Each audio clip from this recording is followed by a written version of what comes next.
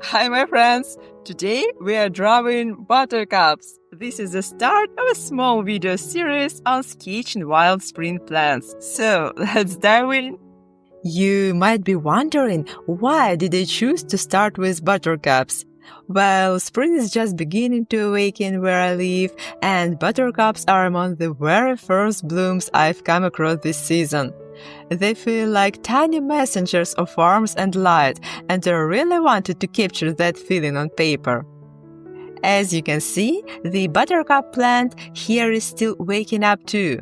Some of the flowers are still in bud, quietly sleeping. So I carefully picked a few unopened flowers with their leaves, making sure not to damage the roots to avoid harming the plant. At home, I let them sit in water overnight, and look, all the buds have opened up. How beautiful! Now, let's take a closer look at their botanical features so we can better capture them in our drawing. To be more precise, the official names of this plant are spring cress or celandine. But even though it has these fancy names, it belongs to the buttercup family. The flowers are simple and symmetrical, with a double set of petals, and they are pretty big. The flowers have many stamens and pistils. The calyx, the small green leaves under the petals, have three thin, light yellow or greenish-white leaves. There are 8 to 12 yellow petals, each up to 18 millimeters long. The leaves are heart-shaped and dark green on top with a pale green color on the bottom. They have a cool pattern on top and their edges can be rounded, angular or slightly lobed. The leaves grow in a rosette with long stems. You can also see an unopened bud here. And you can notice that the yellow petals are still hidden inside. This is the modest little bouquet I gathered. Let's place it in water so it lasts longer, and then we'll start drawing it. I always like to take a few flowers and arrange them in a way that makes them easier for me to draw. That's why creating a little composition in a small vase usually takes me some time. I want it to feel balanced and inspiring before I begin sketching. Alright, my little flower arrangement is ready. I am placing it in front of me, and now I am going to start composing everything on the page in my sketchbook. First, I begin by sketching some very basic shapes, just marking where the composition will sit on the page and roughly placing the flowers. As you can see, I am not going into any details at this stage. I'm just capturing the larger shapes of the flowers and leaves to set the overall layout. Now, I am taking a kneaded eraser and gently softening the pencil lines.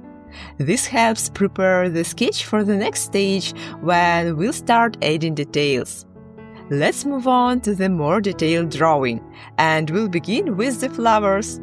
I start by placing the center of the flower with its many stamens and petals. Then, I gradually work my way out, refining and enhancing each part of the bloom. To help you follow along, I'll edit a photo reference on the side. This helps me capture the overall shape and the feeling of the plant more accurately. I choose to start with the flowers because they're the focal point of the composition. You'll notice that I'm drawing the second flower at a slight angle, not front-facing. This adds a bit of realism and variety to the sketch. Then I do the same with the second flower as I did with the first, building it up gradually. For extra variety, I also decided to add a buttercup bud at the top of the drawing. I think it ties in nicely with the open blooms and helps complete the composition. Now it's time to sketch out the leaves. They have a somewhat heart-like shape, which I find really charming next to the flowers. I map out all parts of the composition, finishing it off with a few small stems at the bottom. As the final touch for this stage, I lightly mark the veins on the leaves.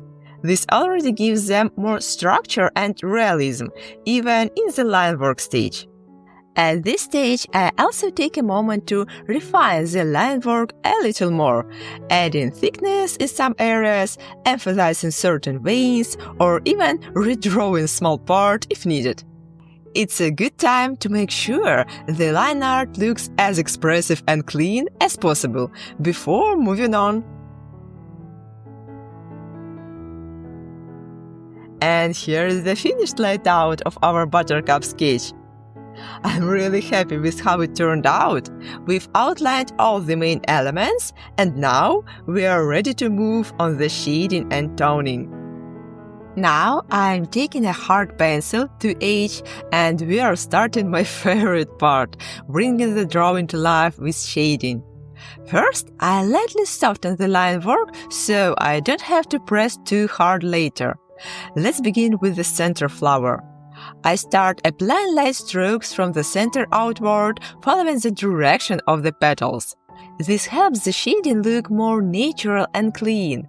I am barely touching the paper, just building up soft layers around the center. Next, I want to sketch in the stamens to define their shape. After that, I begin to add some gentle shading between them. This helps them pop forward and creates the illusion of volume. As you can see, I avoid pressing too hard with the pencil right away. I prefer building up tone gradually, layer by layer, starting with very soft marks and slowly adding contrast and depth.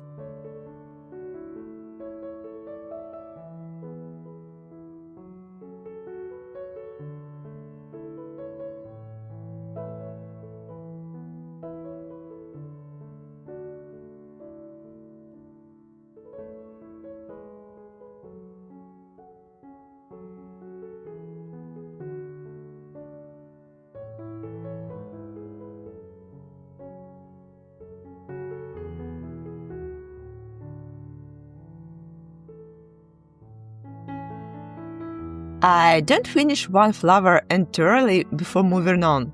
Instead, I shift to the next bloom using the same approach.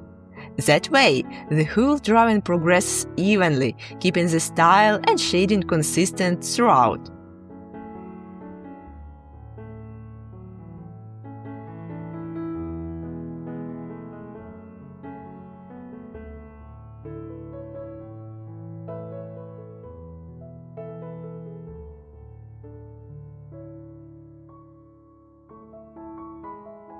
At this stage, I've sketched out the two main flowers, and I want to share a little tip with you, something that helps me create even more depth in drawing.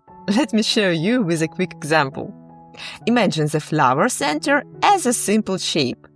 Try not to think about all the tiny details, just reduce it to a basic form.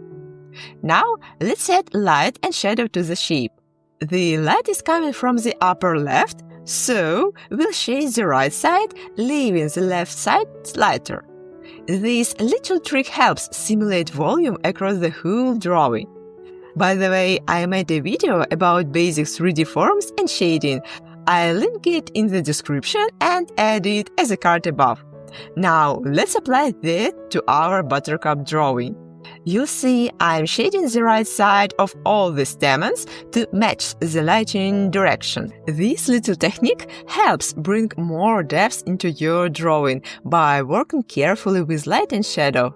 I use this method all the time, and I hope you'll find it helpful and enjoyable too. And I repeat the theme for the second flower center. Now I'm switching to a softer pencil, an HB, to add even deeper shadows and refine the smallest details. I go over the same areas I shaded before, but now I can darken certain spots even more, like the space between the stamens or petals in the foreground. This really helps to create a sense of depth and lightness in the drawing. I love the stage because it allows me to make everything as accurate and detailed as possible, and I absolutely adore details.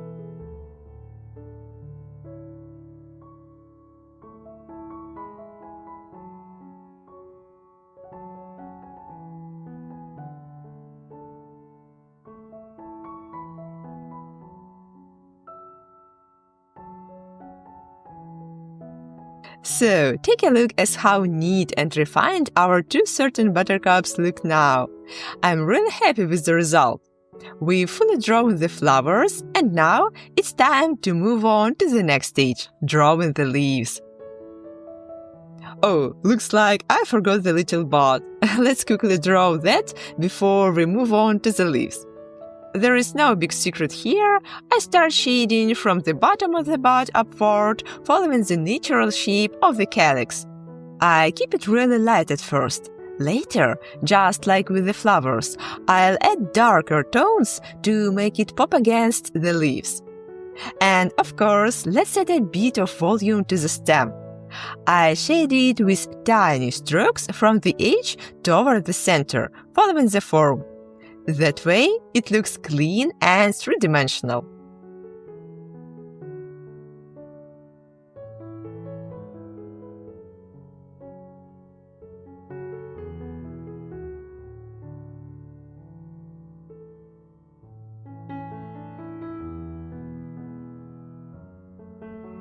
Now on to the leaves.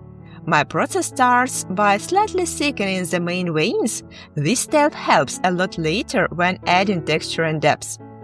Once that's done, I start shading around each vein with short, light strokes that wrap around it, like outlining it with texture.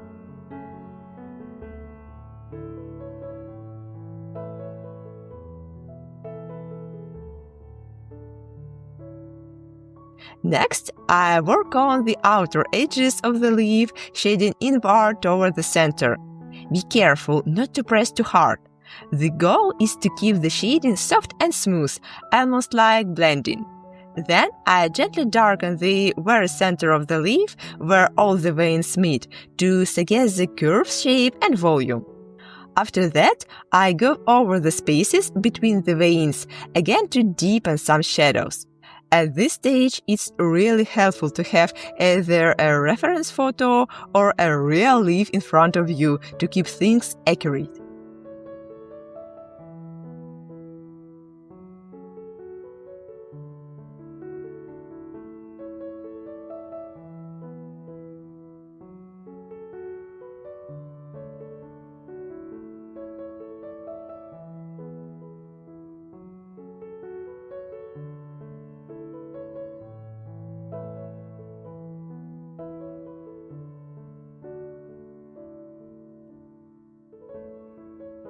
Now, I move on to the second leaf and repeat the process.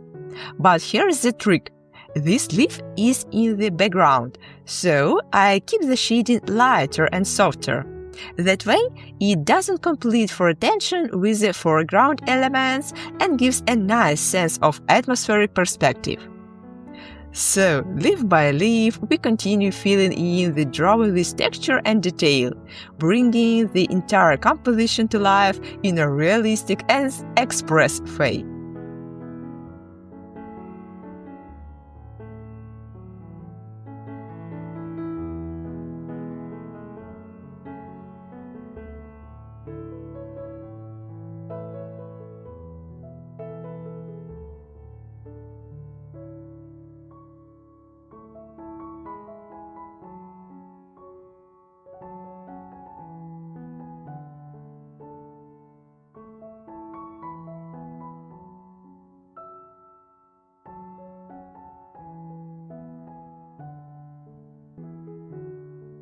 And don't forget about the little stems.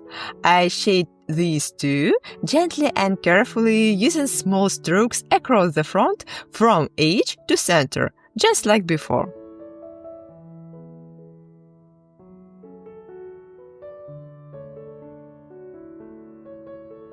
So, it looks like I finished drawing all the leaves, and here is the secret. I tried to make the foreground leaves more contrasty and detailed, while the ones in the background are softer and more delicate. I barely touched the paper with my pencil there, just gently hinting at their shape. This contrast creates a sense of depth and space in the drawing.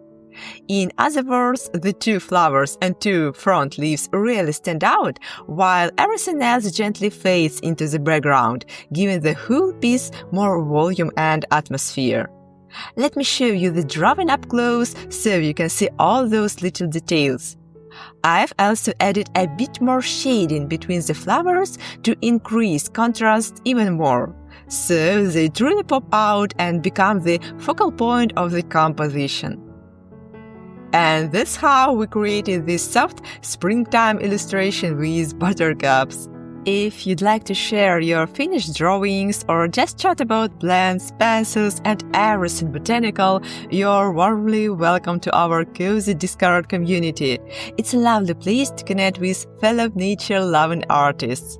And if you'd like to dive a little deeper, I also share extra materials on my Patreon, like photo references, sketchbook pages, and behind the scenes from my creative process. If you enjoyed this video, feel free to give it a like and subscribe to the channel.